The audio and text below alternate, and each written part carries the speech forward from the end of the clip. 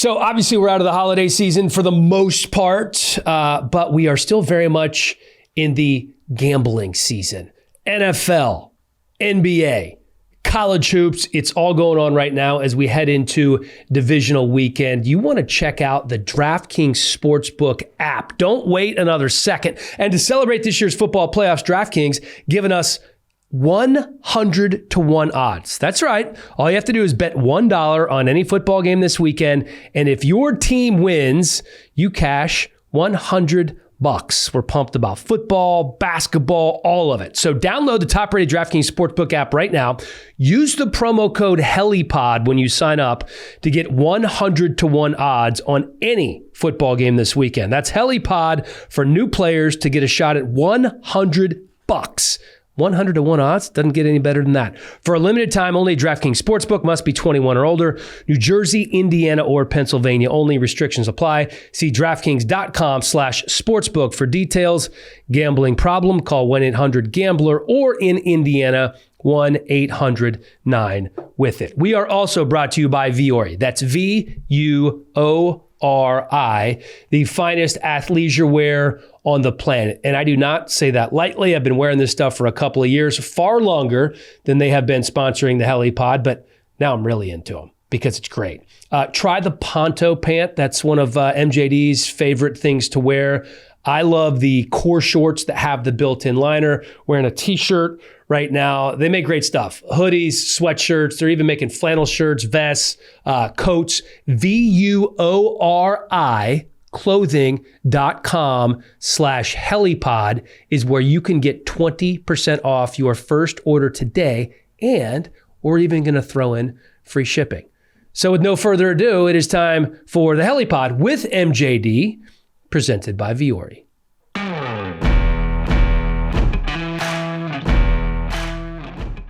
Excuse me, I smell like success right now. I had a great workout, so I stink a little bit.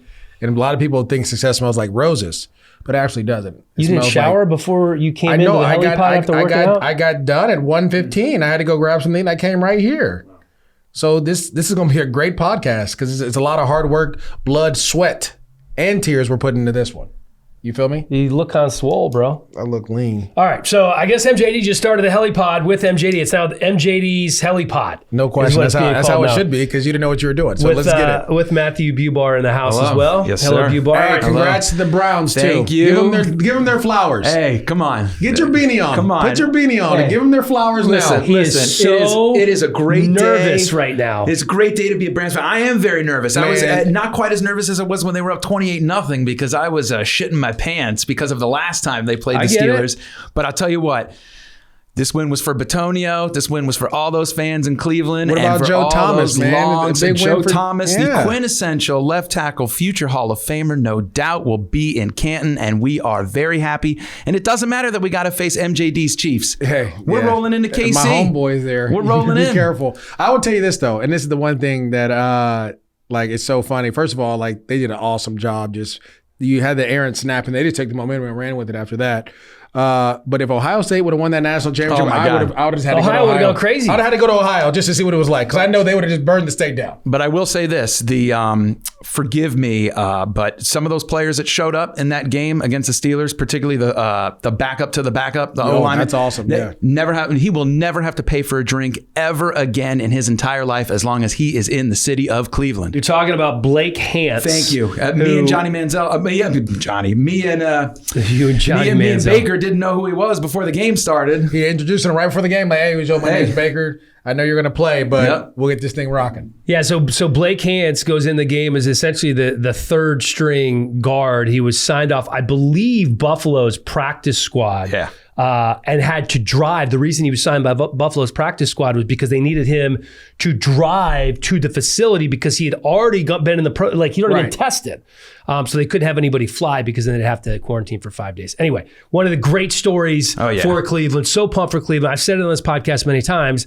The NFL is a better place when the Cleveland Browns are good because it's such a great football city. Now, enjoy it now because we know the run's going to be coming to an end, and that's fine. We'll have a lot more to say about what Cleveland accomplished and what they're facing this weekend. But I want to start with some head coaching news because it's that time of the year. Red time. That's right.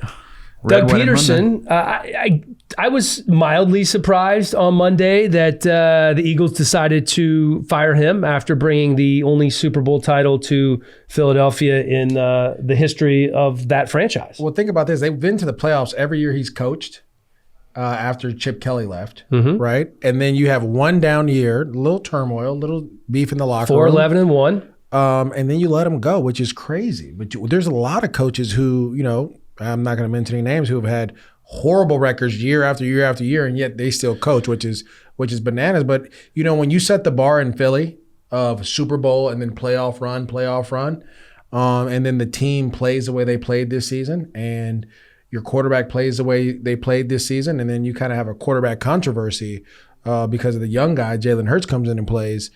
You have to be a very what do we call it? Alpha of all the alphas in that situation. And I don't know if Doug Peterson was that for that team. Well, whatever he was, he's a Super Bowl winning head coach. Right.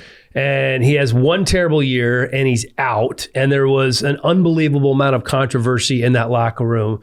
But I don't think you pin it all on Doug Peterson. How about the fact in 7 years, they have drafted one Pro Bowler. His name is Carson Wentz. 7 years, they've drafted one Pro Bowler, and they have the second worst cap space of any team in the NFL right now. And the roster's shitty and old. Well, I was gonna say, is that on Doug Peterson? No, that's not on Doug Peterson. I mean, no, it's not on Doug Peterson, but you have a voice in that. The other thing is this, too, where you have an issue is a lot of these draft picks, the guys after him end up being like all pros. DK Metcalf, he draft Whiteside. You can say that about a lot of teams that pass on DK Metcalf. But okay, you can't say that about the Titans. They took A.J. Brown. Sure. So right? Like no, like you can say DK Metcalf was a second round draft pick. But I'm talking about a guy that took receivers.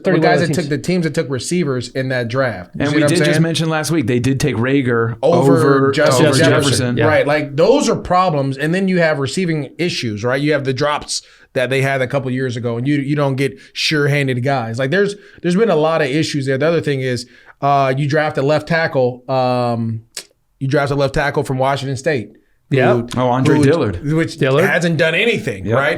Got hurt this year. Before that was right. So they've had a lot of issues both in the front office and on the coaching side that just hasn't worked well. And so we all know this, right? And I don't know if you know this, but if it's between the front office and the head coach, 9 out of 10 times it's going to be the head coach is going to go. Let me ask you this. Who do you get that's going to come in there and be better than Doug Peterson was? Because in my mind, if you're going to fire a head coach, if you're going to move on from a quarterback, if you're going to let a running back walk, you better have an idea of who the replacement is going to be. Who they letting walk? And he better be better. I'm pointing at you because you're a former running back. I felt bad about talking about in the National Football League too. No, I always feel bad when I talk about quarterbacks because it's the most important position on the football team, and not talk about running backs because I know you get so angry. I don't get angry. I mean, it's funny, but it's okay. It's neither here nor there. I think this, right? I know we're going to go through who they interview, but a guy that I would say probably would be the best for that situation, someone that you need. You need a guy that's consistent in his message, right? You need a guy that garners respect. I would say Jim Caldwell, and I'll tell you why. I think everywhere he's had success. Great name. Everywhere he's been, he's had success. The one year he didn't have success was the year Peyton Manning neck fell apart and he had to play with some guy from Purdue. I forget, Painter. Right? And that just didn't work out. Like that was the 1 year. But even then, when you talk to those guys, you talk to Reggie Wayne, you talk to the Antoine Bethé's of the world, they were like, this is a great dude. And that's what you need for that organization. You need a great dude who can get the trust back with Carson Wentz, but also can hold him accountable, right? Make it a quarterback competition between him and Jalen Hurts and made it be understand like, look, we need you to compete to get better. This guy is here to help you get better. Yep. Right? At the least, make it a competitive race because usually competition breeds the best type of play. Yeah. Always. I don't think in this particular instance that's going to work with Carson Wentz. I think if you're keeping Carson Wentz there, you got to trade Jalen Hurts. Yes. You have to. Yeah. You got to get rid of him. That's the deal. And so I think any head coach that comes into that situation, that would be the first thing that I would ask. Am I going to be given the opportunity to decide who I want to be my quarterback, because Jalen did some nice things, but I think over time we saw as the sample size got larger and larger. They would have beat the Washington football team if they would have kept him in the game. No, what do you mean? You're right. And on top of that, they didn't have Fletcher Cox. They didn't have Dallas Goedert. They didn't have a lot of guys. He still was out there keeping him in the game. He's far from a finished product. That's all I'm trying to say. He's not. I think he's not Justin Herbert. We don't know that because closer to what Tua was, right? No. First and foremost, I think Jalen Hurts we don't have the sample size we had with Justin Herbert, because really, if we'd have went off Justin Herbert's first game, we'd have been like, because he didn't really play that well against the Chiefs. The defense played lights out against the Chiefs and kept him in. And then he had that stretch of games. And even though he played and he did a lot, when the game was on the line at the end, he never really closed those games out when he had to, right? When you talk about the Saints. Well, he was handcuffed by his head coach. And not really. Why? What poor decisions in terms of timeout and play calling. Okay. And there was a lot of stuff that was going on there. All right. Neither here nor there. What I'm saying is this. I believe that you have to, before you take that job, you have to decide who the quarterback is going to be. Whichever one is not going to be, you have to get them out of the building. You have to. There is no if, ands, or buts about it. Who do you think it should be? I listen. I keep telling you guys this, and I said it before, and I'll say it again. We can't harp on 2017 or whenever 18 when Carson Wentz had that big year. After that, he hasn't been that good, and he gets hurt every year. So every year he gets hurt. Carson Wentz? I would move on. That's what I would do. I would move on because of one of two things. How can I trust you as a quarterback when the going gets tough and the first thing that comes out of your mouth is, I want to be traded. I don't want to be here. Right? You think the National Football League is easy? You think that every year you're gonna be in the playoffs? No. Trust me. No. It ain't like that. How you gonna move that? Yeah, but how are you gonna move that contract? Yeah, the contract is that contract is death for the Eagles. That I have nothing to do with that. Right. Because I'm the head coach. I have nothing to do with that. But as the head coach now, you might be handcuffed. And that's going to affect you when you come in there. Yeah. I mean, he said a 4-year, $120 million contract, and that's he has the whole time left. The dude is still owed $107 million on that contract. Well, that's a problem. So I guarantee you, whoever that they'll probably be taking Joe Brady from the Panthers will probably come in there because a young guy, you can kind of help him out a little bit. You know, he'll do what you say because he's happy to have a coach, and you're not going to get an older coach that's been through this and knows it, right? You're going to have to get you a guy that's a little green to the head coaching thing. And I'm not saying that's a knock on Joe Brady, but an older coach that understands the game, has been around, is going to be like, nah, because if he doesn't play well, nah, it's on me. It ain't on the GM. It ain't on the owner. It's on me. You see what I'm saying? If it's a young guy's going to be, look, I just want it's 32 of these things. I just want one, right? And they're going to hop in. They have the energy and may be able to do it. But to me, if it's me, I just believe that what Carson Wentz did when Jalen Hurts, first, look, bro, you were playing horrendous all year. It wasn't like you were playing lights out from week one. You started off hot in the first half, and then literally since the second half of week one, it was like this. 8 sacks against Washington. I believe they were all in. I don't know if they were all in the second half, but he got sacked 8 times in that game. He was dealing with a lot of issues with the offensive line, a lot of injuries in the receiver position. But he was terrible. This is the problem. Dan, don't give me all that when I give you $100 million. You become deodorant. You become degrease. Well, you're supposed to be, and he wasn't able to do that. So don't be mad. Don't take the contract then, because when I pay you that much money, I can't put everybody around you. You said I can't go out and get you the best left tackle. I can't do that because guess what? I just gave you 25% of our cap. That's fair. I have to field my defense. So you have to be what we call deodorant. You got to be able to cover up some of the stink. No, I get that. If you can't cover up the stink, guess what? So, it's a you problem, not a me problem, because I gave you a contract that was the going rate for quarterbacks instead of giving you one what you were worth. So you don't think that a younger head coach can come in there and have success with this situation? It's more than X's and O's in Philadelphia. Much more than X's and O's. This has to do with a lot of trust of the players and the coaching staff. It has to do with a lot of trust because you got to think about it. What did Miles Sanders say? Like that decision to play Nate Sudfeld split the locker room. Yep. Because at the end of the day, them dudes on defense was like, bro, we're out here balling. They're trying to win a game. We're trying to win a game, and you're going to do this? Like, come on. And we saw what Nate Sudfeld looked like. He wasn't ready to play in that game. Well, that was certainly the final nail in the coffin in my mind for Doug Peterson. I thought it was a team-wide decision. I figured everybody would have been in on that, and I still think that could be the case. I just think that they've decided that they can't continue. They basically chose, in my mind, Carson Wentz over Doug Peterson. They gave him $100 million. You got to choose him. You can't. What else are we going to do? So to that point, they're not moving on. So they're going to have Carson Wentz. So you're going to have to trade Jalen Hurts. So maybe Jalen Hurts goes to another team. I don't know, but this is what I want to tell you. The biggest issue there is you have to get the trust of that locker room, and you have to manage and build that relationship back up. You have to mesh that relationship with the front office as a head coach now. So you're gonna need to go get you some psychologists in there, like some sports psychologists in there, and be like, hey, look, we got to sit down and get this thing going, because there's a lot of, I don't trust the front office anymore. I don't trust the coaching staff anymore after what happened last year as a player. I've been in those situations. Trust me, it ain't the best. And so the biggest thing you have to do as a head coach now, instead of X's and O's, you have to go in there and try to get people to feel comfortable around each other. When you have Zach Ertz yelling at your GM at practice, you remember that? Early in the season when Zach Ertz wanted his contract and then him and Howie Roseman got into it? That is not good, man. Those are trust things that you have to fix. And like I said, it's deeper than just X's and O's. It's deeper than just Carson Wentz or Jalen Hurts. It's that whole locker room really being able to trust the front office, and the front office being able to trust that locker room. Well, let me you talk about trust. We have a situation in Houston where trust is a major issue. DeShaun Watson is unhappy. He didn't like the hiring process of Nick Caserio, who's the new general manager, came over from New England, has a great resume, spent a lot of time there working with Belichick. We talked about this before air. But Watson, don't give me that. Watson had 2 different meetings with owner Cal McNair. He had dinner with him, and then he had a Zoom call with his agent, and he offered input on some GM candidates and some head coaching candidates. The Texans didn't talk to any of them.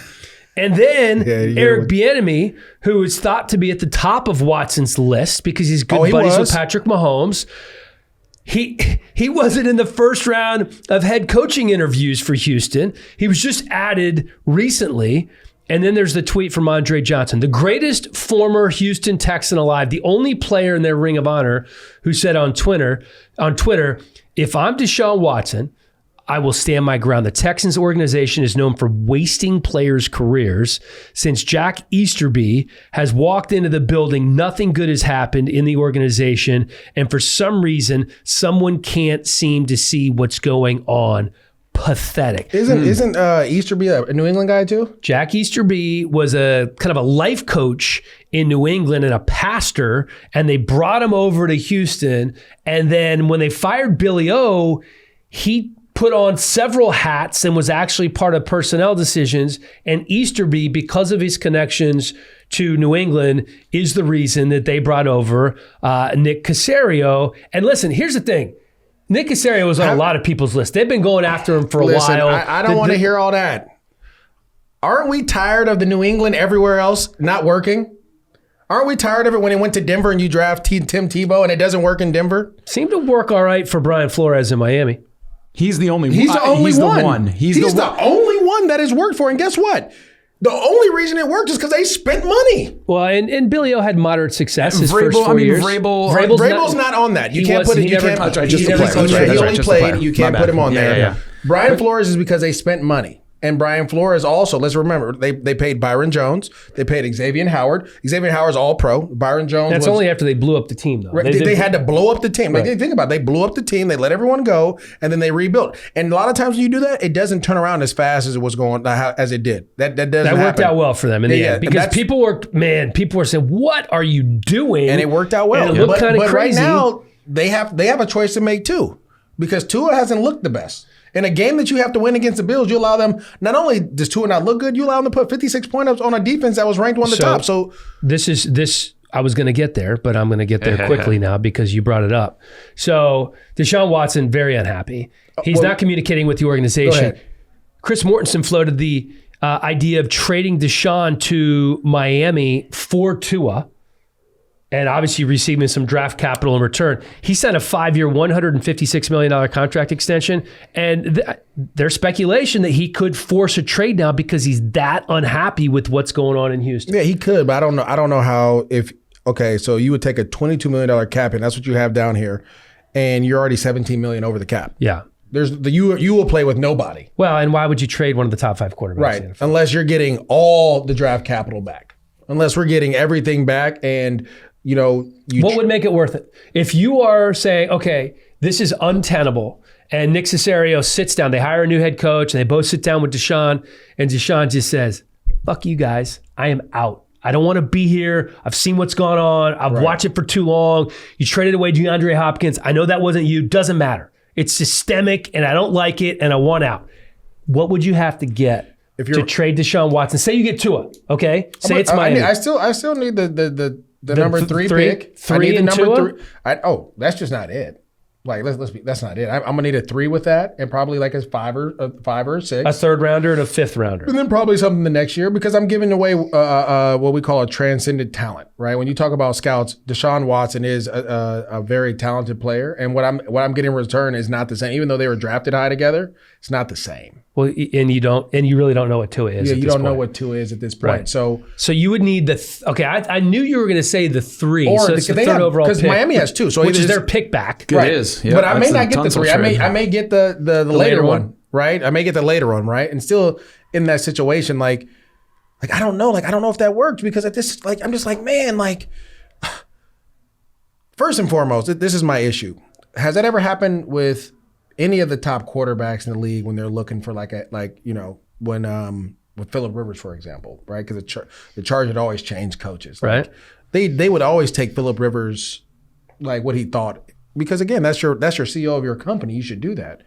That's a slap to me. That's a slap in the face, right? And now this is my other problem. Why is Eric Bieniemy not in your first round of hiring? After all the success that he's had with Patrick Mahomes, regardless if he's called plays or not, because guess what? Doug Peterson didn't call plays, and Matt Nagy called plays for 2 or 3 games or 6 games. It doesn't matter. They got head coaching jobs right away. What's the difference? Well, you don't need to call plays to be a head coach. You don't, but that's what I'm saying. So why is that an argument that people have with Bieniemy? Because that's pretty much in that article that came out from Aaron Wilson, it was that Bieniemy bombed the 2 interviews, which is false, but also, it was we don't know if he really calls plays. And we don't know if he really, neither did Doug Peterson. He won a Super Bowl. He didn't call plays. Well, I got one for you. How about Matt LaFleur called plays for exactly 1 year in Tennessee? That's it. That's 1 year. And he's done well because he has Aaron Rodgers, because he has a good football team. But so if you were DeShaun, how far do you push this? I mean, it depends on where it depends on who, at this point, I'm okay. So as a player, when you're in it, it's you'll do anything. And I was there. I've been there in that situation where I was, I just rushed for 1,600, was up for the MVP. My second year up for the MVP at that point. And they just fired Mel Tucker. And I was very upset because I thought Mel Tucker and what he wanted to do, he was going to bring in that Houston system.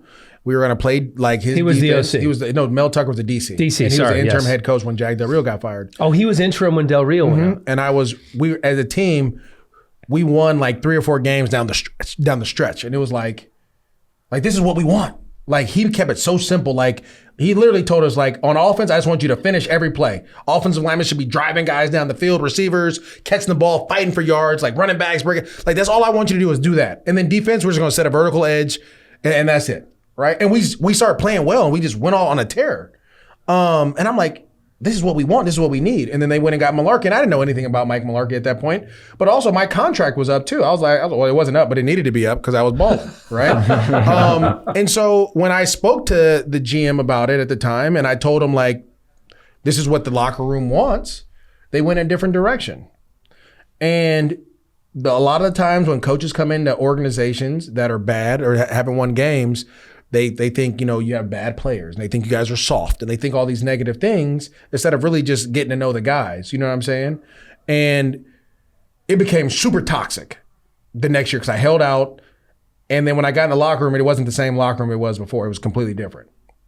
We had a lot of issues. In terms of the number of guys who were there, or just the feeling in the locker room? The feeling of the locker room was completely different because we all wanted one guy, and this other guy came in, and it was just a completely different thing, and there was no buy-in at that point. And so if DeShaun Watson, right, if J.J. Watt goes to DeShaun Watson, look, man, I'm sorry we wasted your the prime, we're wasting one of your years, right? If your quarterback goes, I want this guy, and he's the leader of your locker room, why wouldn't you say, you know what? Just because you want him, we're going to interview him and we're going to give a hard look at him. 100%. You don't have to hire him, but you have to do your due diligence. Absolutely. And at least sit down with the guy and break bread and talk about what he would do with the organization, how he sees it, get the 30,000-foot view and get the boots on the ground view. Right. But if you don't do that, you're sending a clear and you message. spit in my face, you're sending me a clear message that you don't agree. And so now, we're going to get him on the second round. No. Why?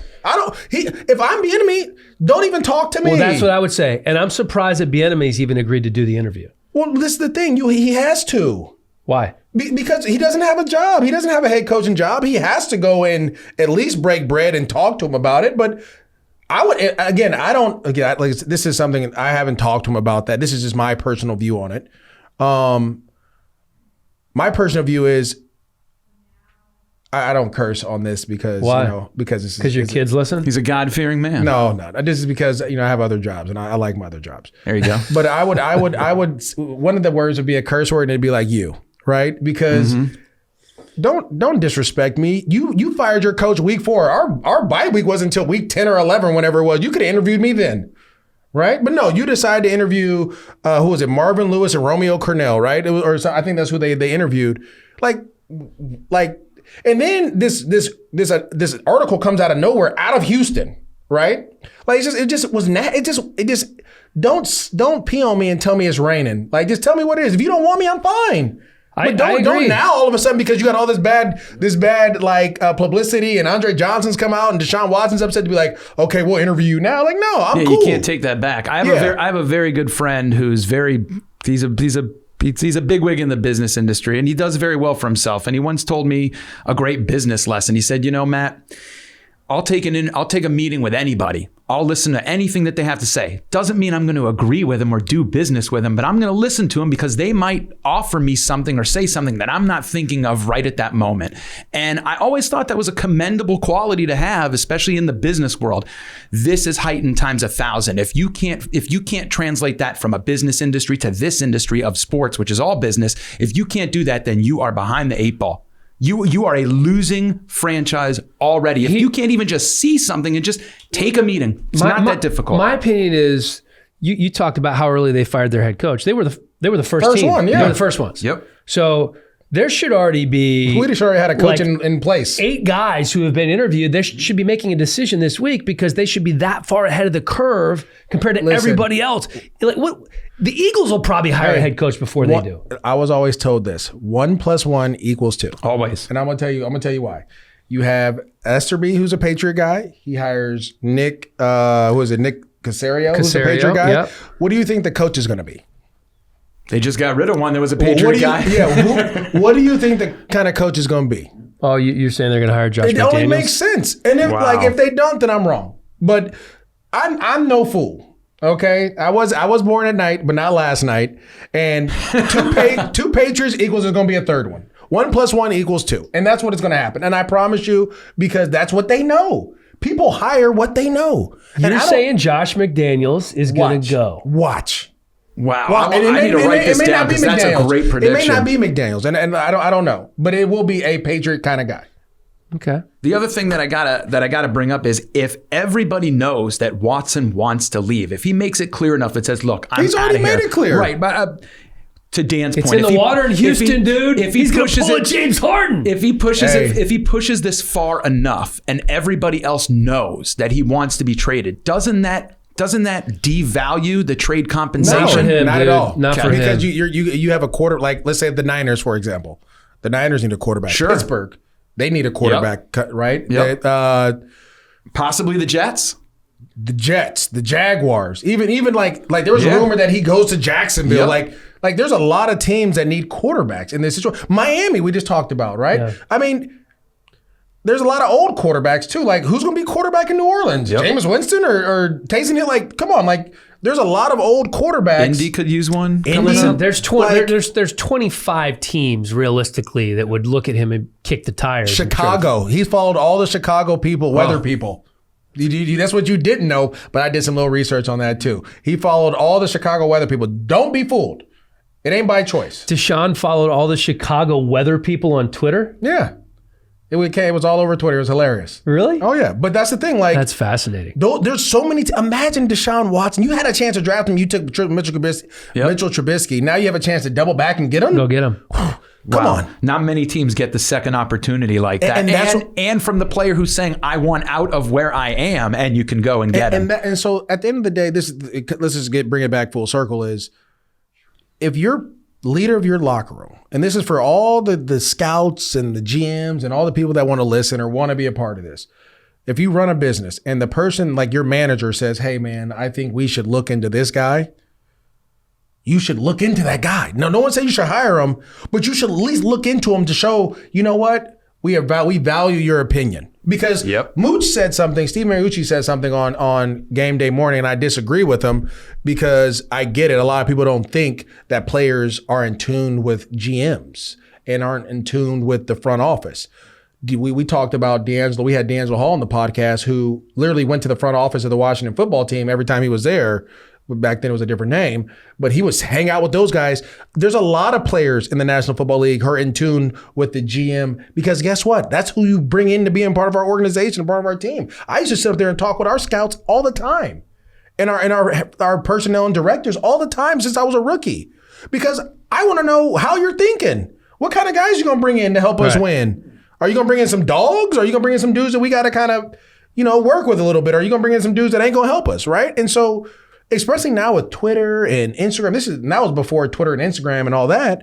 With all that, there's so much knowledge out there. Players talk to each other, right? You don't think DeShaun Watson reached out to some Patriot, like the McCourty twins about this GM they brought in? You don't think, like, players talk all the time because, again, just because we play doesn't mean that we're not focused on everything that goes with it. I'm not saying I'm 100% right here, but I don't think it's as much about who this guy is as the process for DeShaun, right? It's who he's not. It's not one of the guys that he recommended. So perhaps he can get in a room with this guy who by all accounts is a really good personnel guy.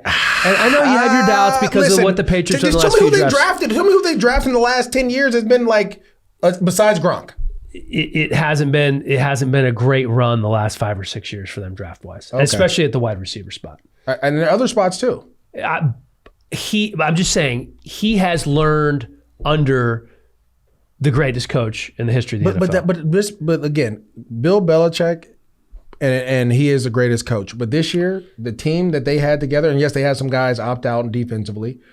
But if you look at what they put on the field this year, there weren't a lot of draft picks that they had on there, right? No, there weren't. There was a lot of free agent guys. They've cut a lot of their draft picks. And again, I'm not saying the guy is good, or I don't know how he'll be when he runs everything. I don't know. But again, I am a person that believes in the past things predict the future. How many times have we seen the Patriots go different places? College, right? Who's the old OC, the first guy that left? Not Josh McDaniels? No, Charlie Weiss? Charlie Weiss went to Notre Dame. Right? Listen to him on the radio today. Yeah. Like, he's made a lot of money. He's made a lot of money, but the success really hasn't followed him. Nope. Right? Josh McDaniels, Romeo Cornell, right? There's been a lot of guys that have left. Even Billy O's had success in Houston and when the AFC South was down, but they never really got out of the first round, right? They really couldn't do more than that. Right. Like there hasn't been a lot of success that's followed these dudes. And to be honest with you, they fired Gary Kubiak, or Gary Kubiak retired, or whatever, however, went down. They were more successful with him than they were with Billy O. Yep. So it's not that success follows these guys everywhere they go just because they're a New England guy. That's it. No, like the guy that you want to go get, you know who the guy is you want to go get? Bill Belichick. That's what. If I'm going to go get a guy from New England, give me the guy. Don't give me the guy's guys. No, give me the guy. That's not the way it works, unfortunately, right? But that's what I'm saying. Now, if you look at the Andy Reid tree, there's been a lot of success with that one, right? Tons. That's what I'm saying. Like, even look at the McVay Gruden tree, right? Or I don't know how. I guess McVay has. Well, I would actually say I would call it the Shanahan tree. The Shanahan tree. Look at that tree. Yeah, I mean that's a tree. That's a tree, right? So why wouldn't you go and get those guys? Right? There's LaFleur has a brother that's in San Francisco right now. Yep. Why wouldn't I go and hire him? Because LaFleur is having success, and the Niners have, with all the injuries that they have, they're still successful. right? But so my thing is, again, I believe that there's, past things predict the future. And it's hard. It's like a 90% chance that this doesn't work. I totally understand what you're saying about the past predicting the future, but it's very different, as you know, being a position coach or a coordinator and then jumping to the head coaching position. So you can't predict how somebody's going to be as a head coach based on how they functioned as an offensive coordinator or position coach necessarily. Not. There's great coordinators who make bad head coaches. And there's probably guys who are better CEOs, better head coaches than they were coordinators. So what I would say this, when you're a coordinator, you are a play caller, right? You design plays, you do all those things. A head coach is a leader of men. A head coach, John Harbaugh, for example, right? He was a special teams guy in Philly, all that under Andy Reid, gave him a little DB coach, and he got to Baltimore. In Baltimore, he had a challenge early on because he was complete opposite of Brian Billick. Complete opposite. And there had to be some give and take in that situation, right? The key is, as a special teams coach, he's worked with everybody on the team. Right. So he understands personalities and expectations. You have to work with the 53rd guy, and sometimes you got to work with the 10th guy, right? So you got to know how to coach them all. He made strides to do that. Okay, so I'll give you this. I'll give you a great example. Eric Bieniemy. I remember I went to training camp, and I always go back because that's my guy. And I went to training camp with the Chiefs for inside training camp. And it's one thing for you to get respect from your room, right, from the guys in your room. But it's another thing when the guys on the opposite side of the field respect you just as much, right? And that's what you saw there. And you can talk to Andy Reid about this. I can't make this up. This is what you can talk to Andy Reid. The same thing with Jim Caldwell when he went to Baltimore. Same thing with Gary Kubiak when he was in Baltimore, where he is in Minnesota, right? When you get respect from everybody, that becomes a different monster, right? Now that shows me you're a leader of men. So I want to reach out to other guys to make sure, I'm not just going to ask the guys in your room or the guys what do you think about this dude? The defensive guys, do you like him? They'll tell you the truth. They'll be like, I don't know. Okay, that's all I need to hear. Or he's gotten on me when I haven't done my job. Right. Well, then you know what? I can take that. And so it goes back to everything in the National Football League. You can literally go on your computer right now and type in a guy's name and find everything about him. Who he's worked with, who he hasn't worked with. You can do all. You don't need a firm. You don't need a firm. A search firm? You don't need that. You can literally get agents you talk to every agent. You could get an agent's player's number. You get a number from an agent and be like, hey, let me call this guy and talk to this dude. Which, by the way, happens all the time. But that's what I'm saying. So it's not hard to do this. And again, it goes back to it. If my number one player tells me this is what you want, it is my duty as the leader of this organization to respect what you want and go see if it fits my vision too. And if it doesn't, all right, well, at least I tried. There is something that is not working in that organization right now. We're not going to get into it. It hasn't been working for a long time. All right, let's move on. I want to ask you, who should retire first, Ben Roethlisberger or Phillip Rivers? They should retire at the same time. Together? Big Ben. They came into the league together. Listen, this is the thing. Big Ben, his biggest issue is the Steelers offensive line got old quickly, and they couldn't. Big Ben is a down the field. He's a down the field thrower, even if we don't want it to be. That's his best ball is that go ball or those seam balls, right. Not those short slants. That's not what he does well. You see those get batted down all the time. What hurt Pittsburgh is that they couldn't run the ball and they couldn't do play action pass, right? So now this year going in, you have a lot of guys that are super old. You have a lot of guys you're going to have to replace offensively. You're going to have to pay some guys, and you're in some cap trouble. The thing with Phillip Rivers is he could play another year in Indianapolis because they have a great running game. They have defense. They have one of the best offensive lines, and they have a great defense, right? So he could literally stick it out another year. Now, I'm sure he'll try to, but I don't know if I'm Indy, I would do that because I got to pay Darius Leonard. Yeah. I got to pay Quentin Nelson. I got to start paying some of these. And then, your left tackle just retired, so you got to draft another left tackle. Like, you just got some other things that you have to do. So talk about maybe moving Quentin Nelson over to left tackle. That's not where he's not a left tackle. He did well when he had to move over earlier this season. I don't need you to do well. I need you to be an all-pro. You see what I'm saying? He's all pro right now where he is. He's all pro right now. Like, why would I give you that? That's called the Peter principle. Why would I? You're a great left guard. Yep. I'm not going to move you to left tackle. Sure. I'll just add a guy over there. You feel me? Like, if you're Pittsburgh, yeah, it's time to move on from Ben. Oh yeah, we saw that through the season. He just got old, and it's not his fault. Like he just got old. he did not. He basically had one good quarter in the back half of the season. They lost 5 of their final 6 games. Everything was down. He was bad. He was 23rd in completion percentage. He was 31st in yards per attempt. Can I tell you why? Can I tell you why all that happened? Please. Bud Dupree. Bud Dupree is the reason all that stuff fell and went to where it went. Because the way that defense was playing when Bud Dupree was there and TJ Watt and they were getting to the quarterback, Big Ben didn't have to go those long fields. He didn't have to go 60, 70 yards. Working with a short field. He was working with short fields. They were able to run the ball a little bit better because you knew the defense was going to get turnovers and sacks and, possibly a pick 6. They were adding points and stuff. And then all of a sudden, Bud Dupree goes down. And then guess what? The defense all of a sudden starts getting moved down the field a little bit. Right? They get to their 40 and they punt the ball. Now you're at your 10. Now you got to go 90. Like Bud Dupree changed a lot for the Pittsburgh Steelers. 8 sacks in 11 games. But it wasn't the sacks that did it. It was just the pressures. And they forced the guy to go to the other side. So you couldn't slide to either side. You couldn't slide to stop Bud because then TJ Watt would go. You couldn't slide to go get TJ Watt because Bud Dupree would go. And that's what we were talking about. When they were 11-0, we weren't talking about how great Ben was. No. We were talking about that defense and the front and how impenetrable they seemed to be. Minka Fitzpatrick's back there just roaming, getting picks. Like you know when the Steelers got their first loss? When Bud Dupree got hurt? Yeah. Steelers were 11-0 when they had Dupree. So Ben, by the way, he has 1 year left. He's going to cost $41 million against the cap.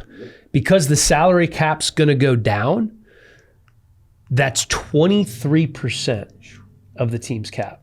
That's what I'm saying. Like, if he says so, they're gonna have to figure it out, right? And the only way, and they can't move money around because he's in the final year of a deal. So if he stays, the only thing they can do is sign him to a new deal and backload it, which would punish them down the road because then they have to deal with all those cap hits. You'll be in the Patriots situation, right? Where the Patriots now they don't have anyone because they have no cap because they backloaded everyone's money. There's a lot of young quarterbacks out there who could go to Pittsburgh, whether it's Jameis Winston, no, who whether do we it's talk Dwayne about? Haskins. Who did we just talk about beforehand? You're talking about taking a shot on Haskins coming. Are you talking about your boy in the Bay? No, I'm talking about my boy in Philly.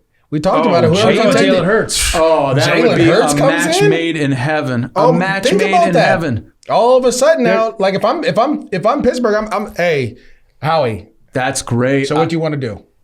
What you trying to do? What we finna do is what I'm about to say. You send them a second rounder for Jalen Hurts? No. What do you send them? Some 3rd or 4th. If you just get something, you got it. Because we drafted him in the 2nd. Well, yeah, but that's fine. But you're gonna take what I give you because you got an issue with your quarterback, not one to compete. Anyway. You know you got to get rid of him. All right, so you want to put Jalen Hurts in Pittsburgh. You want to get rid of Ben, and you think that it's time for Phillip Rivers to call it a career as well. Well, I didn't say I don't think it's time. I just think that if you're Phillip Rivers, you have another year, but I'm not going to give you $25 million because I have to pay too many other young guys that are important. And if you're Rivers, who has like I got to add another receiver. I have to add another receiver to help you. But if you're Rivers, it's either in my mind, it's either Indy or I'm done. Because he was fine walking away, I think, last year. Yep. He may want to play one more year in that situation. Because you have a chance to win. Yeah, and here's the thing about Phillip Rivers. He's never been to a Super Bowl. Mm-hmm. Ben's won a couple. Ben's good. Ben can walk away and be fine. Now, I'm not saying this is how he wants to end it, crying on the bench with Pouncey. Have you seen the Kobe commercial with Kanye? You always want more. That's right. Pay me more. I know. We did this on another one. I know, but I just want to make sure we just keep that going. I know, but it's different when you've tasted it than when you have it. That's a foundation. So how much money has Ben supposed to get this year? Well, he counts 41 towards the cap. Do we know how much money he's supposed to get, like cash wise? I mean, the guaranteed money is 37.5. Yeah, I'm not. Nah, I need. You're not walking from that. Oh no, I need that. Yeah. I need 37. Right? Sure. Where else can I get 37 in 1 year? Nowhere. Okay, so why would I walk away from that? And so that's what you have to figure out a way to make this thing work. I mean, they have. Do you see? But you see now? Do you see why? Now you get up. Now you see why I get so hard on guys that pay these quarterbacks this type of money. Well, because that's the going rate, dude. That's what they cost. Don't give me the going rate.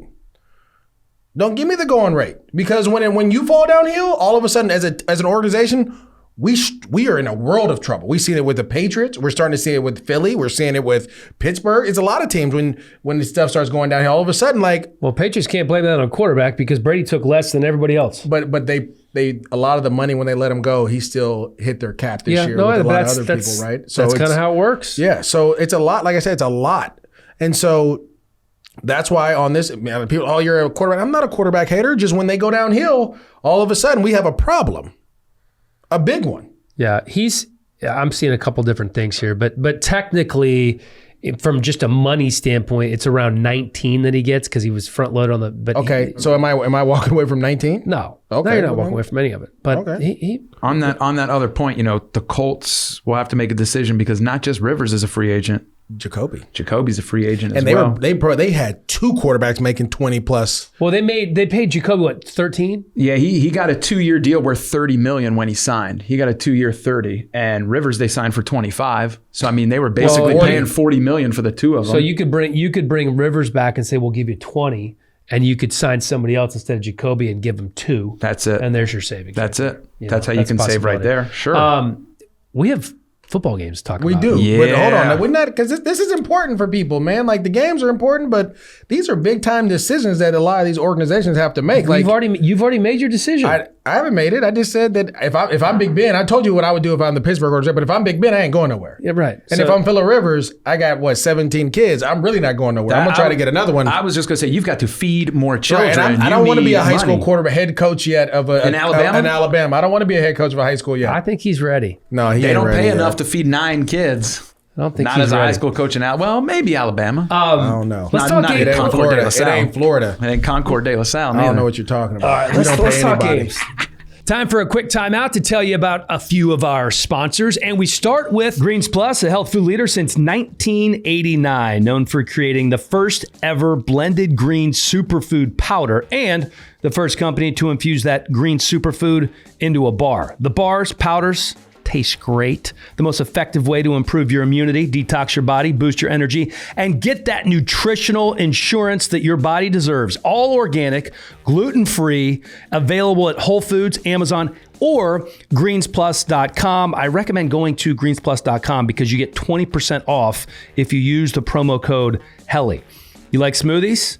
Throw some wild berry superfood powder in there. Greens Plus. At Vaco, the motto is we invest in your career, so you are here for the duration of ours. Vaco, a premier talent and solutions firm that provides boutique-level service with global reach in the areas of consulting, consultative project resources, executive search, permanent placement, and strategic staffing. You need somebody to fill that C-suite position, Vaco has you covered. Their areas of expertise all across the board, folks. Accounting, finance, tech, healthcare IT, ops, administration, or international managed services. They were founded in 2002. One of the founding partners, my good buddy Brian Waller, a University of Tennessee alum. He did not like how things went this past weekend against Georgia, I can tell you that much. But Vaco's still growing. They serve over 40 markets across the globe, 1,000 employees, 5,000 consultants, and $750 million in revenue. At Vaco, they're doing it right. Check them out, vaco.com. That's VACO.com for more info on how they can connect people to their dream jobs and help leading companies find talent to grow their business. I'm not sure how long it's been. I think probably 3 months or so, but I tried this new product called True Niagen, and I think you should too. There is a trend, MJD, in the scientific community that surrounds the health of our cells. It affects all of us, from former athletes like you to the weekend warriors like myself. We have something in our cells called NAD, which supports our energy and our body's ability to repair itself all the way down to the cellular level. Well, it turns out that NAD declines as we age. It also declines when we overexercise or we don't sleep enough, and even when we're exposed to a virus. There is only one NAD booster that is backed by Nobel Prize-winning scientists, 10 published human studies, and regulatory approvals for safety, and that is True Niagen. Visit TrueNiagen.com to learn more. That's TruNiagen. I haven't been sick in 3 months since I've taken this stuff. It's good. God, this is going to be fun, man. This is the Elite Eight. It's the divisional round. We got 2 on Saturday. We have 2 on Sunday. Let's start with the Saturday games. Hey, Dan, you want me to do a little? This is the furthest I've ever gotten as a player too. Is the divisional round. Is it? Oh, it's a different monster. Oh, you know, Bubar, he wants to talk about the picks. Yeah, Let's talk about where we stand on the fans season. love knowing this stuff. They're keeping track at home. I won the regular season, This is true. so that contest is over. Yeah. But the season never stops. We're in the playoffs. All right, Bubar, go ahead. All right. So adding on to our regular season total, because we're all or nothing here. So Dan had a 66-38 record. Right. Dan ended up going 3-3 in our picks this last week. Dan won with the Bills. He lost by taking the Seahawks. He won by taking Tampa over his hometown Washington team. He went with his heart and took Tennessee, lost there. He ended up going with the Saints, winning. And he ended up taking those Steelers, and that was not good. So Dan goes 3-3 with a season record of 69-41. Okay. Very, very good. That's respectable, Dan. MJD, 3 games back last week, 63-41. Comes in super wild card weekend, goes 5-1. Wow. Wins with Buffalo. Wins with his Rams. The Ramley. Wins with the Buccaneers. Wins with the Ravens on the road. Revenge. Wins with the Saints. And that glorious loss by taking the Steelers gives him 5-1 on the season. Ben. MJD is 68-42. It's getting close. Only 1 game back of Mr. Dan Hellie. So Dan, to recap, is 69-41. MJD is 68-42. We have a 1-game lead. Holy cow! Entering it's getting sticky out here, folks. All right, I love it. all right.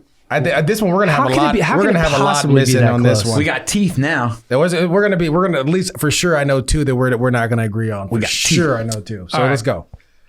Your Rams, 6 seed, taking on the what Packers. What I tell you about the Rams? You were right. Yep. You were right. It's the number 1 scoring D against the number 1 scoring offense. Who normally wins that one? Do we know? Usually the defense. Okay. That'll probably change this week. Aaron Donald limited to 30 snaps against Seattle. He had a rib injury. The dude's Superman. He's gonna be going. He said he doesn't feel anything right now. He's good. Yeah, He has no pain. It's good to go. What that defense did to Russell last week. He completed 11 passes in that game. It was disrespectful. It was. And the best part about it was at the end, Jalen Ramsey was like, take your shirts and hats and go on to Cabo. like we're playing in travel. Now he's a travel agent as well as a lockdown corner, all pro corner, right? So that is well, perfect. even Goff was saying, listen, we saw them celebrating with their hats and their shirts cigars. a couple of weeks ago, the cigars, and not anymore. Right. Listen, they're well rested. It's in Green Bay. The Packers are explosive. They're dangerous. I think perhaps the difference in this one is going to be on the ground, believe it or not, for Green Bay. With that 3-headed monster, Aaron Jones, Jamal Williams, and then A.J. Dillon, the talented rookie. I'm picking the Packers here. I think it's going to be close, 27-24. Why do you have a smile on your face already as I pick? Because, listen, that's a great pick. Like, what can I say? Right, I like it. You're not on the same wavelength. Apparently, I'm not. But I'll tell you why. Because for me, I believe that this defense, first of all, I believe the Rams match up well against everyone they play from here on out. Right. I told you there's only one team in the NFC right. They didn't make the playoffs, and they didn't make the playoffs. That's the only team that I'm nervous about when you look at the Rams. You look at how their roster set up. They match up well with everyone. They stop the run really well with the 2 high safeties. Right now, the question is, can you stop A.J. Dillon after what he did against the Tennessee Titans? Because they're going to try to run him because it's going to be cold. But I think the Rams are built to stop the run that way. Does Jalen travel with Devontae? Jalen travels with Devontae the whole time. Okay. So you're going to have that matchup, and I don't believe that the other guys are enough to beat them. Now, I do have to give a shout out to Mercedes Lewis, who's going to be key in their running game because he blocks like a tackle. And if he's able to set an edge and take the edge, and they're able to get outside, then that's going to be a problem. Yeah, he should be okay. He was limited yesterday. He didn't practice. Yeah, he's today. one of our. I mean, he's an older guy, so they're going to make sure they take care of the old. They say the big dog eats. They got to take care of him. You can't let him. Can't just wear him out throughout the week. Nope. And shout out to him coming on the podcast as man, well. I'm rooting for Mercedes. But to me, that is going to be for the Packers offense. That's the most important piece is the running game, and it's because of Mercedes. right? You lost your left tackle, so you're going to try to put Mercedes to help that in the running game. Now, when we talk about the Rams offense, the thing is, and we've seen this over and over again, you can run on the Packers defense. Now, I know they're going to be like, oh, they shut down Derrick Henry. Yeah, that's because that's all the Titans had. But when you have anything of a passing game, which we've seen the Rams have, like the Rams, all of a sudden they're throwing downfield, taking shots, and Cooper Kupp is making acrobatic catches, and Robert Woods is running wide open in certain situations. Like all of a sudden now you have to start to cover guys, right? And if they can run the ball with Andrew Whitworth like they did against the Seattle Seahawks, if Cam Akers can give you 100 yards rushing, I think the Rams have enough to win this game. It's going to be the toughest sledding that the Packers have ever faced. And let's remember that Bucs game. If you get to Aaron Rodgers, he's Superman, but he'll throw it to the opposing side. Yeah, he'll throw it up every now and then. And so, I'm going to take the Rams because it's the Ramley. But I'm just telling you, like, don't be surprised because the Rams match up well with everyone from here on out. Like, I said this a couple weeks ago. The only team that, if I'm the Rams, I'm scared of is the Niners. Everyone else, you match up well with. You have a shutdown corner for every other receiver. Even if you play the Bucs, you have guys that can cover Antonio Brown, Goodwin, and Mike Evans. You have a guy that can lock up Mike Evans or Mike Thomas. You have a guy that can lock up like Devontae Adams, at least give him a matchup better than what he's gone against. Yep. And the other thing is it's not going to be snowing. It's just going to be cold. It's going to be sunny and cold. We all played in cold. Everybody's done that. It gets 20 degrees in the Bay Area. Like that ain't. Even in LA on Thanksgiving morning when you're playing with your friends, it's nice and chilly. Yeah. You know the one guy in his Ramley he hasn't talked about? Jared Goff. You don't, but again, so you want to talk about I don't need Jared Goff to be anything, but I just don't need him to turn the ball over. If you don't turn the ball over, the Rams win the game. Do you trust him to do that? He did it last week. It was the first time they did it all year. Now, I told this on the last week on podcast. I said, look. He completed 9 passes. I mean, they didn't turn the ball over. No, you're right. You're right. I don't care how many passes you complete. You know what? Jimmy Garoppolo threw 8 passes against the Green Bay Packers last year in the NFC Championship game and completed 6 of them. No, valid point. Dogged them. And Cam Akers had a great game. So this is what I'm telling you. As long as you don't turn the ball over, if you turn the ball over, it's a different story. But as long as the Rams don't turn the ball over, they'll win the game. And just for our fans out there, we can update them on this. Jared Goff was a full participant in practice yesterday. He is, since we're recording this on Wednesday afternoon, he also had a full practice yesterday. Cooper Kupp didn't practice today or yesterday, but McVay has already said today Cooper Kupp could absolutely play without practicing. Yeah, he'll play. He knows the offense better than anyone. He has a knee contusion. Those happen. You just want to get that out. Interesting sidebar story here. Jared Valdir, who was on the Colts practice squad. And played in the last game. Played every snap against the Bills. But he was moved up from the practice squad to the regular roster on the game, and then he reverts back to the practice squad after the game. So because of that, the Packers were able to sign him to their active roster. He's going to help replace David Bakhtiari, who's out. And he's going to be, Jared Valdir, the first player in NFL history to play for 2 different teams at back-to-back weekends.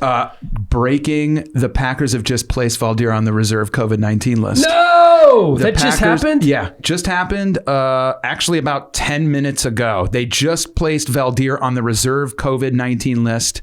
He's out. The GM, forgive me, they announced it. So Brian Gutekunst. Thank you. So he will be... Oh, there goes. All right. That was a fun sidebar. SpaghettiOs.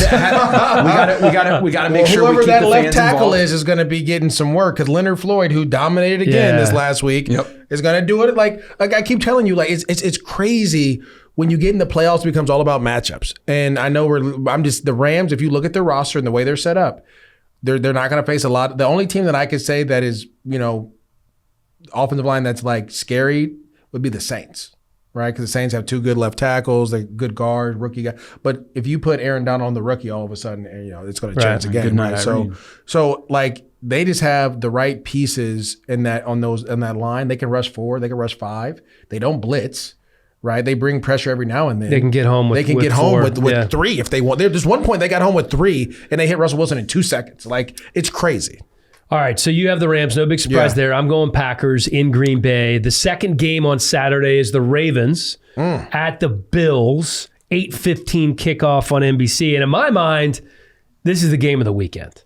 This game is going to be freaking awesome. Right. Baltimore's won 6 in a row. Hot. By an average of 17. Hot. Buffalo has won 7 in a row. Both quarterbacks are playing well. Both defenses are playing well.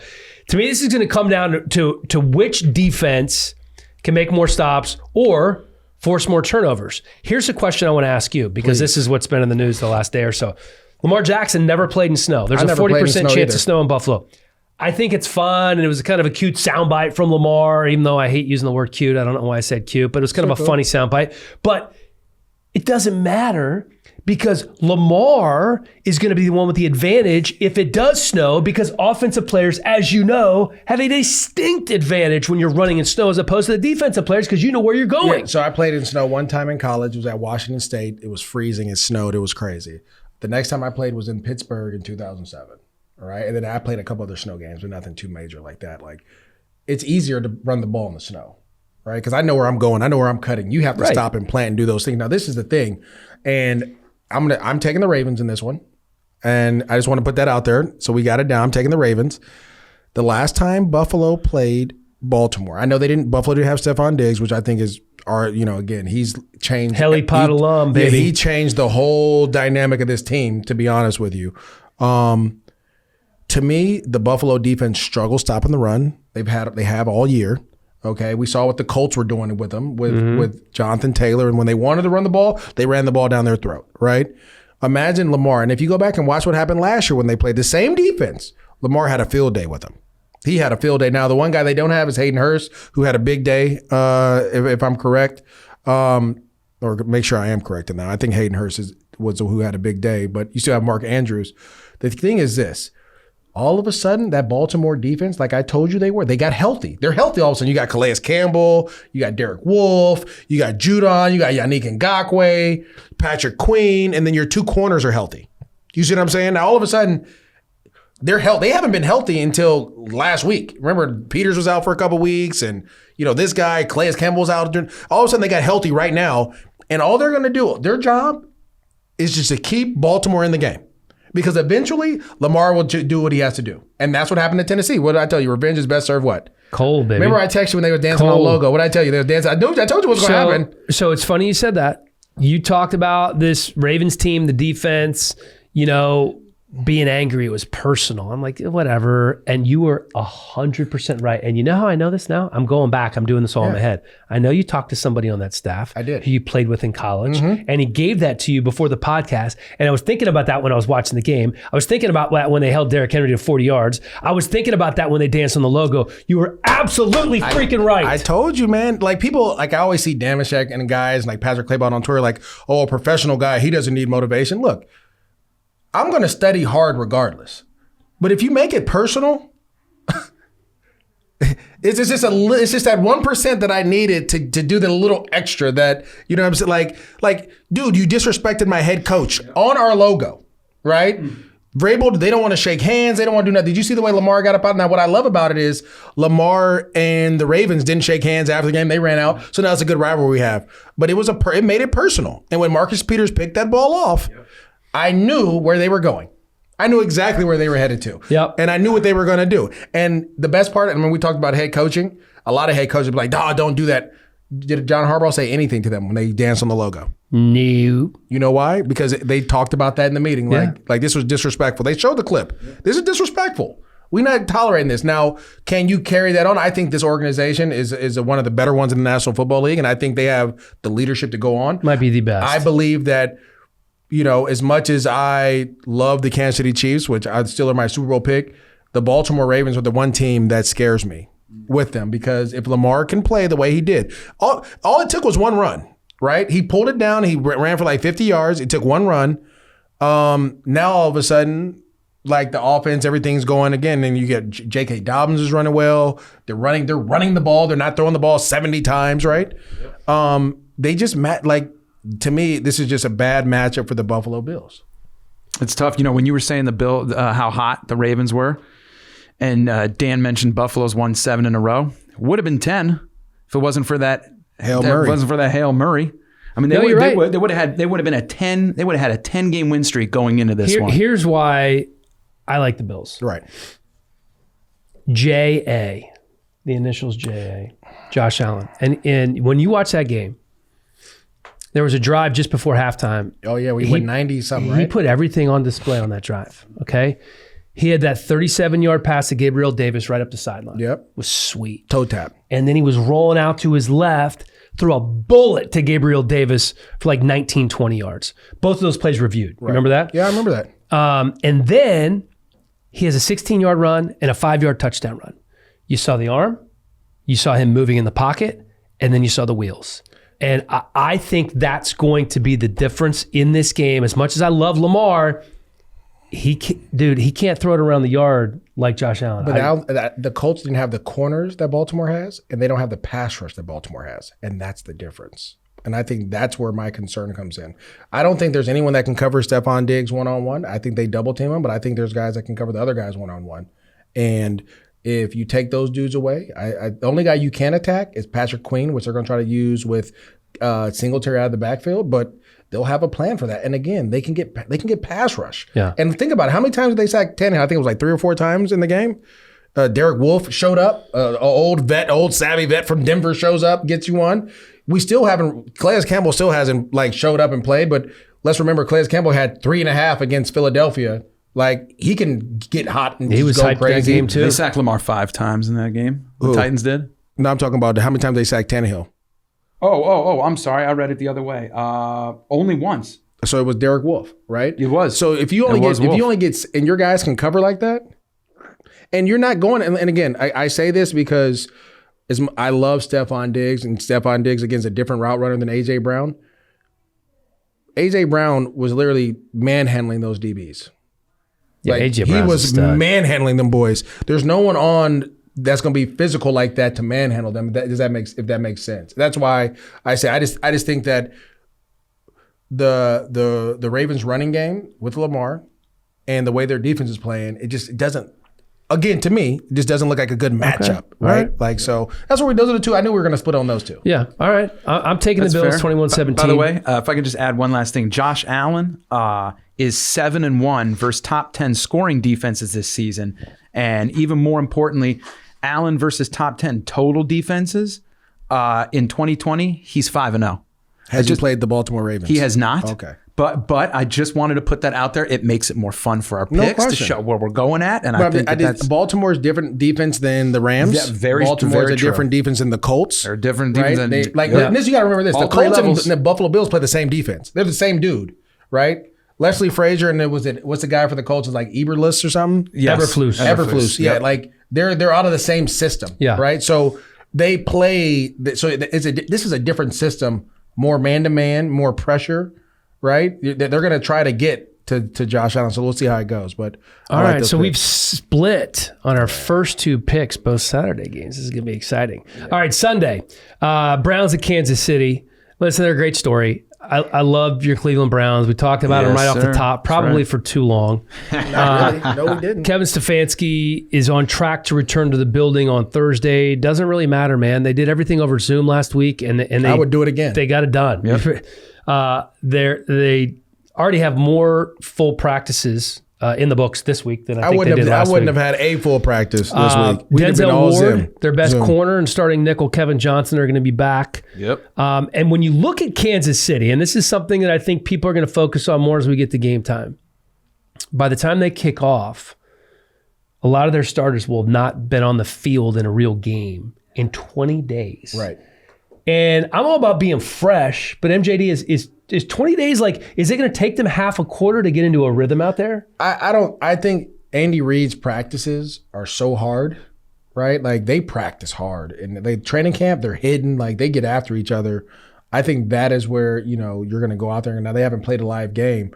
I don't think that's going to be an issue. I don't think that's going to be a rust issue for them just because of how they practice, right? And the other thing is, I read something that Patrick Mahomes literally studied tape of all the opponents that he was going to play last week, right? Uh-huh. So if it was the Ravens, if it was the Browns, if it was the Titans, whoever might have been in that situation that they could have played, he studied all of them. This is per Travis Kelce too, per on Twitter. He had a notebook already filled up with what the Cleveland Browns want to do defensively. Wow. See what I'm saying? So they have the leadership in place to handle this type of situation. Now, my only concern is, And Nick Chubb and Kareem Hunt. And revenge. Kareem Hunt revenge game. You said it. We ain't talked about it. Nope. But let's remember, he left ugly. It wasn't pretty how he left there, right? It wasn't pretty. And so the Kareem Hunt revenge game is live and well. And even though I'm taking the Chiefs in this one, don't be surprised if Nick Chubb and Kareem Hunt, because to be honest with you, Alex Van Pelt should have almost got fired against Pittsburgh. Once you go up 28-0, I'm not throwing another pass. We're losing linemen because we're pass blocking. What are we doing? Right. We are running the ball 3 times. We may take 3 knees especially and get on when out you of got this. those guys. Right. Yeah, like run the ball. And so when Stefanski comes back, that's what he's going to lean on, that running game, right? He's going to lean on that running game. And that's, to be honest, that's where the Chiefs have been they've given up a lot, is in the running game. And so to me, the matchup says the Kansas City Chiefs, which is why I'm going to take them. But I'm not surprised. I wouldn't be surprised if the Cleveland Browns win, because if they run the ball the way they can, you keep Mahomes off the field, you wear down that defense, you win time of possession. And when they get in the red zone, the one thing the Cleveland Browns do best, they score touchdowns. And so we've seen the Chiefs struggle in the red zone throughout the whole season. That was one of their big issues, right? Because they can't run the ball. That's right. They're not physical enough to run the ball in the red zone. So I'm going to pick the Chiefs because Patrick is my homeboy. You know what I'm saying? And, I'm a Chiefs fan. You're a Chiefs fan now. So, what's interesting is the Chiefs are big favorites. This is the biggest favorite of the weekend. They're 10-point favorites. They haven't won a game by more than 6 since week 8, and that was against the Jets. Yeah, they've been struggling. They've been playing a ton of close games. They've been winning them for the most part, but a ton of close games. I actually think that this is going to help them in the playoffs because they've been playing close games. And I think this will be closer than anticipated. I'm going Kansas City 28-21. Let me say this too. If you remember the last year in the wild card round, was it the wild card? They played the Houston Texans? Yes, the comeback. Was it the wild card round or was it the divisional round? I thought that was the first round. I don't know. Look that up, you bar. I can't remember off the top of my head. It should have been the wild card. It could have been the division. I don't remember. But remember, they went down 24-0. That was in the divisional round. Yeah, so it's in the divisional. If they go down 24-0 against the Browns, you call it a wrap. Yeah. Because it's over. So they better come out hot and making plays, because again, if you go down against a team that can run the ball, it becomes a long day out there, especially if it's cold. So we're both going KC here. Yeah. And to piggyback off that, I just wanted to let the fans know what Baker Mayfield had to say about Kareem Hunt at the end of the Pittsburgh Steelers game. They asked him about Kareem and how, going back to Kansas City, Baker Mayfield's quote was, "Kareem ran pissed off. He ran like he wanted to get to Kansas City." End quote. Yeah, I'm telling you. I know. I've been there. I love Baker's there. Swag, dude. I love that. Okay. Go Browns. Bucks at New Orleans. Yeah. This is going to be the nightcap on Sunday. Good one. This is Brady against Breeze. They're 1-2 in career passing yards, passing touchdowns, game-winning drives. It's the oldest quarterback matchup in the playoffs in NFL history. Brady's 43. Breeze turns 42 on Friday. First time that both quarterbacks have been over 40 in a playoff game. Here's one thing that a lot of people are talking about and focusing on. And it's the third meeting this season, and the Bucs have lost twice to the Saints. It's really hard to beat a team 3 times in one season. Oh, really? No, it's not really, actually. That ain't hard. Since the merger in 1970, the teams that swept a season series are 14-7 against those teams in the postseason rematch. So it's actually not that difficult to beat a team 3 times. And I love the idea of the Bucs. I love the star power of the Bucs, but I don't love the Bucs. And here's another stat that somebody. Here's another stat. Let me put it throw out there. Say okay? it. I want you to. Since the bye week, the Bucs are 5-0 and they're averaging almost 36 points per game. That sounds awesome, man. They're rolling. You know who they played? Minnesota, Atlanta, Detroit, Atlanta, and then Washington in the postseason. That's a big difference. That's kind of It sounds so great now, does it? That's a little do. How's that Minnesota defense? The Atlanta defense. We saw what Detroit's Alvin terrible. Kamara did against that Minnesota defense. And I got one more for you. The Bucs are 1-4 against teams with winning records in the regular season. The Bucs are going to get worked, just like they have in their 2 games. They lost by 11 and 35. You're disrespectful. No, this isn't disrespectful. This is fact. That is disrespectful. I didn't say all that. what I'm saying is, again, I want the people to understand I'm all about matchups, right? I don't have it, but B-Bar, if you could look it up, Mike Evans this year versus Lattimore. Not good. Oh, goodness. No, terrible. It ain't good, right? All of a sudden, I have one guy that can take one of your guys out. Okay, cool. We got that, right? Now I can focus on the other two guys. I feel like he hasn't had over 30 yards in a game with Lattimore. At one point, he had 0 catches for 0 yards in the last one they went against. Yeah, like he gives him fits, and Mike Evans knows it, right? Yeah. Now the only thing is Antonio Brown is like bounce back. He's helped. All of a sudden he's hate to root for the guy because he's a jackass, but he's helped. No, he's a ball player now, right? He is. And so he goes out there and he gives. But at the end of the day, I think Sean Payton said it best in their last matchup, and it comes so true when you talk about Tom Brady. If you hit him, he's not Tom Brady anymore. And that's what Sean Payton said at halftime in the last game when they won, was it 38-3 or whatever it might have been? He said, our plan is to hit him, and hit him. And so here's what's happened when they've done that. Tom Brady has thrown 5 interceptions against the Saints this year. In the other 14 games, he's thrown 7. That's what I'm trying to tell you. That's crazy. So again, it comes down to matchups, right? When you look at the Bucs, their corners, and I told you guys this when the Rams played them. The Bucs corners aren't as good as they may seem, and they got exposed against the Chiefs. They got exposed against the Rams. They got exposed against the Saints, right? Drew Brees is comfortable because they don't get pressure on Drew Brees with that offensive line. That offensive line is built to stop those kind of guys, right? And the other thing is this. All of a sudden, they're running the ball like they're supposed to. Now, you talked about it before the podcast, before, that Latavius Murray is, dealing with the thigh injury and he hasn't practiced. And, but Alvin Kamara is practicing.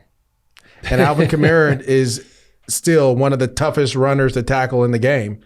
And we saw that against the Chicago Bears, where he didn't do anything until the fourth quarter and broke off some big runs, right? And like sealed the game, right?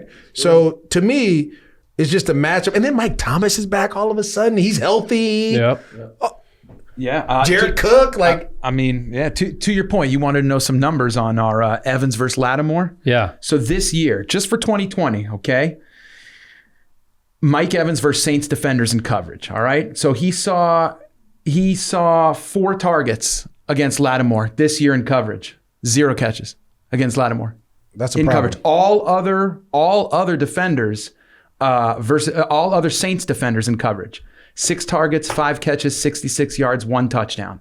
That's so he has 5 for 66 and 1 touchdown against the Saints this year. Against the other guys. Against the other guys. Because he had 0 Saints. against Lattimore. Correct. Yeah, right. Yes. And in fact, according to our good friends at Pro Football Focus, since entering the NFL in 2017, Lattimore has the 2nd most targets in coverage against Mike Evans, 20 of them.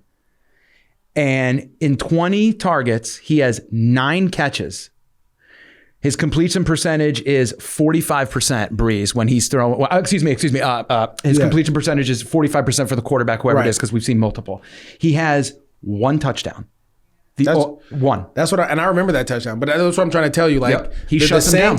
And then this is the other thing. The Saints all of a sudden they're healthy. Like Cam Jordan is playing well. You got Davenport's playing well. The 3 technique that they drafted out of Louisville, I forget his name. He's playing lights out all of a sudden. Like they're starting to get pressure. Now, it's all starting to work together for the Saints. So I'm going to take the Saints in this one as well, because I believe it's easier to beat a team a third time than it is the first 2. Right? Well, they certainly have the blueprint. I'm taking the Saints to 30-24 is my score in that one. This was a very animated. It's been a great podcast. This is excellent. You know what? Can I drop one last little note of nugget? One note of nugget? Give it all. Give one note and nugget. Give it all to me, B-Bar. Brady has never lost to one opponent 3 times in a season. It's never happened. So with you guys picking New Orleans, I don't think he's ever played an opponent 3 times in the season. He might not have. Maybe like a Miami or like the Jets run, maybe, but he beat them every time. He has lost 2 games to one opponent in a season about 7 times. But he's never lost 3 games to one opponent in a season. Okay, well, there's a lot. Got to drop something. He's not New England anymore. Nope. It ain't. All right, fellas, enjoy. I will be in Arizona once again for a lacrosse tournament. Watching most of these on my phone, and then Game Pass when I get back. So there you go. We'll be. I'm sure we'll be texting throughout. Enjoy, and I'll see you guys next week. Yes, sir. All right.